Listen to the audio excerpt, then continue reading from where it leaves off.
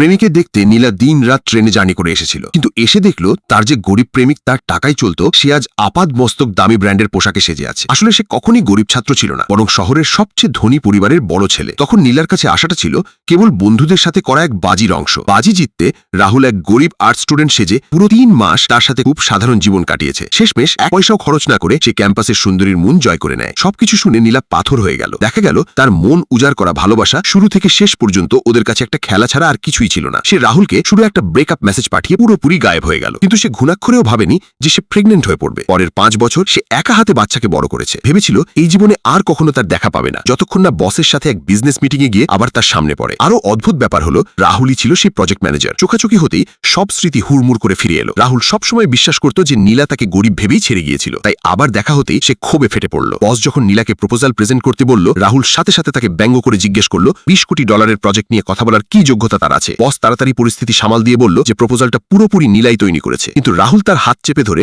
কানের কাছে মুখ নিয়ে ফিসফিস করে ব্যঙ্গ করে বলল কেন সে কোনো ধনী পরিবারে বিয়ে না করে অন্যের গোলামি করছে। নীলা চরম অপমানে সেখান থেকে চলে গেল। রেস্টরুমের বাইরে রাহুল তাকে আবার আটকে জানতে চাইল যে গরিব প্রেমিককে সে ছুড়ে ফেলেছিল, সে এখন বিলিয়নিয়ার হওয়ায় তার আফসোস হচ্ছে কিনা। নীলা চুপ করে রইল, আর এই আচরণ রাহুলকে পুরোপুরি খেপিয়ে তুলল। কিন্তু ফিরে আসার পর সে নীলার খোঁজ খবর নেওয়া থেকে নিজেকে আটকাতে পারল না। তখনই সে জানল নীলা এত বছর ধরে সিঙ্গেল আছে আর এক বড় কর্পোরেশনের ব্রাঞ্চে কাজ করে ধাপে ধাপে সিনিয়র অ্যাসিস্ট্যান্ট হয়েছে। বাইরের গুজবে শোনা যায় ওই ধনী পরিবারের মেজো ছেলের সাথে তার এক গোপন সম্পর্ক আছে। রাহুলের চোখ সাথে সাথে ঈর্ষায় লাল হয়ে গেল। পরের দিন সে ইচ্ছে করে কাজ আটকে দিল যাতে নীলা নিজে এসে ডকুমেন্টস দিয়ে যেতে বাধ্য হয়। তার সেক্রেটারি নীলাকে অফিসে অপেক্ষা করতে বলল, আর সে ঘন্টার পর ঘন্টা অপেক্ষা করতে লাগলো। নীলা যখন চিন্তিত হয়ে পড়ছিল ঠিক তখনই স্কুল থেকে ফোন করে জানালো যে তার ছেলের জ্বর এসেছে। নীলার সাথে সাথে চলে যাওয়ার চেষ্টা করলো, কিন্তু দরজা ঠেলে খুলতেই সে সোজা রাহুলের বুকে গিয়ে পড়ল। সে তড়িঘড়ি করে ডকুমেন্টসগুলো দিয়ে দিল, কিন্তু রাহুল ইচ্ছে করে ঝামেলা পাকিয়ে তাকে সেখানেই প্রপোজালটা পড়ে শোনাতে বলল। নীলা বাধ্য হয়ে পড়া শুরু করলো, কিন্তু অর্ধেক পড়ার পর রাহুল হঠাৎ তাকে থামিয়ে দিল আর ব্যঙ্গ করতে করতে তাকে দরজার সাথে চেপে ধরল। নীলা পালানোর জন্য একটা অজুহাত দেওয়ার চেষ্টা করলো, কিন্তু পরের সেকেন্ডেই রাহুল তাকে টেনে নিয়ে চুমু খেল।